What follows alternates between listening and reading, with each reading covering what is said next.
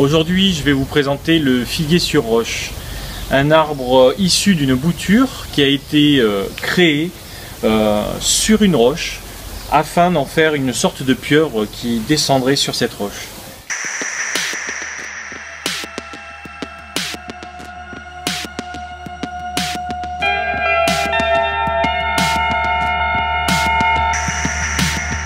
Donc cet arbre en fait est une création de Michel Sacal.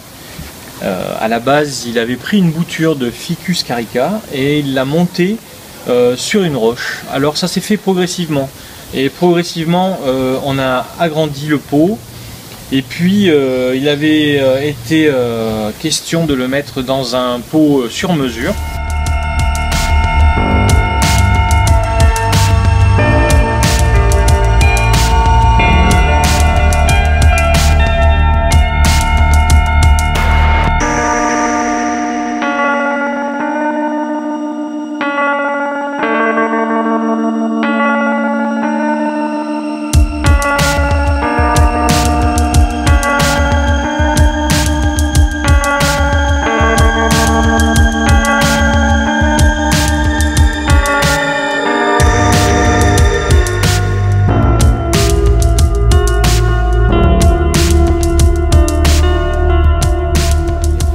C'est un arbre qui pousse très fort, il a tendance à faire des tiges assez longues, donc il faut le restreindre et le couper à deux feuilles.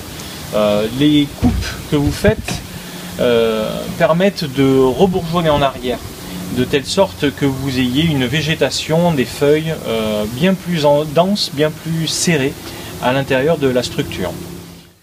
Voilà, les racines ont bien grossi, elles entourent complètement la roche, elles serrent autour de la roche, puis après elles s'enfoncent dans la terre. Alors cette poterie est en fait une coque retournée. C'est une poterie en fait qui ressemble à une coque, mais qui n'en est pas une. C'est vraiment un pot qui contient de la terre, on peut le voir dessous. Donc il contient l'ensemble du racinaire. Et ensuite la pierre a été montée par-dessus et le racinaire a été installé et bien enserré sur la roche. Donc le figuier est vraiment très bien ancré dans son pot et ça donne l'apparence vraiment d'une coque retournée. Il est intéressant aussi de voir la structure interne de l'arbre. C'est pour cette raison que je vais un petit peu l'effeuiller également, enlever les grandes feuilles et garder que les petites feuilles. Quand vous effeuillez totalement cet arbre, vous obtenez au bout d'un mois et demi, des toutes petites feuilles de 2 cm environ, alors que la feuille normale d'un Ficus carica peut arriver à plus de 10 cm d'envergure. Toujours coupé à deux feuilles. Voilà. Bon, le petit liquide qui sort, on va le stopper avec un petit peu d'eau dessus, et de suite ça va s'arrêter. Bon, ça c'est la petite chose à savoir sur les figuiers, hein. Dès que vous avez le liquide blanc comme ça, donc la sève qui coule, vous mettez un tout petit peu d'eau dessus et ça s'arrête immédiatement.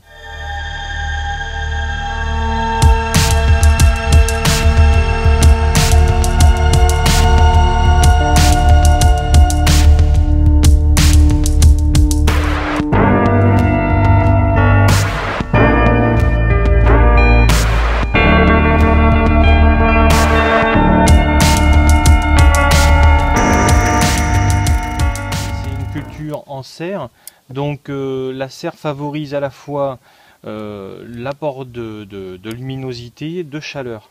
Par contre, il ne faut pas du tout oublier l'humidité, donc il faut arroser très fortement, il faut arroser beaucoup le matin et le soir, surtout quand la température commence à monter au-dessus de 30 degrés dans la serre.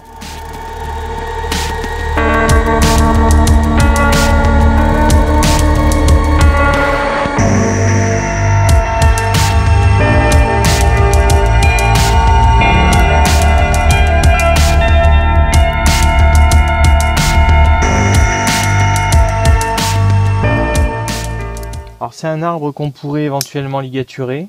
J'ai décidé de le travailler à la taille, puisque la forme globale et générale elle est pratiquement faite, réalisée. Par contre, ce qu'on peut faire, c'est corriger certaines petites branches qui poussent trop fort pour les remettre en place. Mais ça, c'est un travail qu'on peut faire pendant l'hiver.